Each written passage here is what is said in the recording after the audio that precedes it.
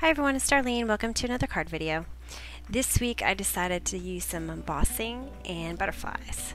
So the first thing I wanted to do is create my background.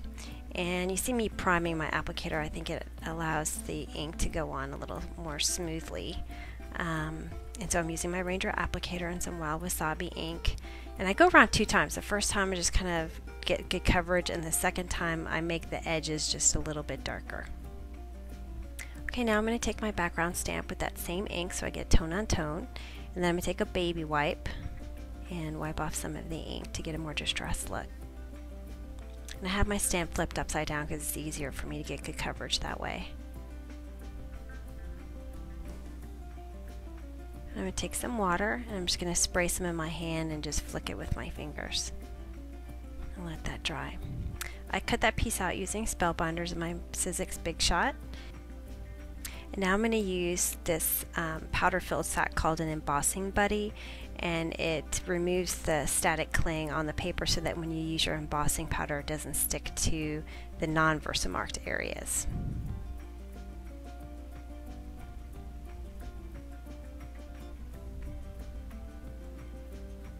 Alright, so the first powder I'm going to use is the Wild Wasabi.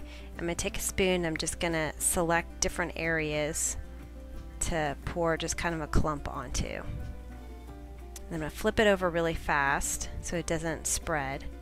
And then I'm going to take the white embossing powder and I'm just going to cover the whole thing.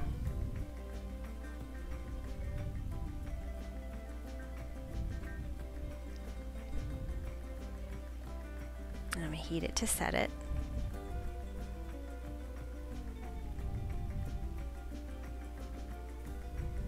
I'm going to use that same technique that I've used the last few weeks, where I just take a pencil and I outline the same die that I used to cut that black piece out, and that way I get just a tiny border on the outside. I've seen Jill Foster use this technique before. I thought it was cool to get just that small border. This is some taffeta ribbon, and I'm using a glue dot, so I ball up a glue dot and put it where my knot is going to be, and then it holds my ribbon in place after I do that first tie so that I can make the bow. I have a tutorial on my blog if you want to check that out. Alright, now I'm just going to adhere some pieces together.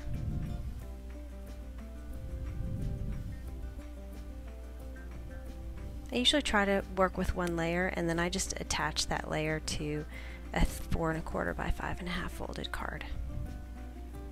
Now I'm breaking out my Thank You Kindly stamp set, which I use all the time.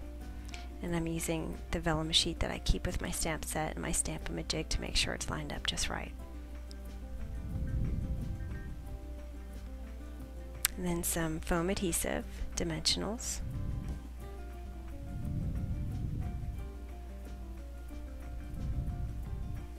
And that's it. It's a pretty easy card this week.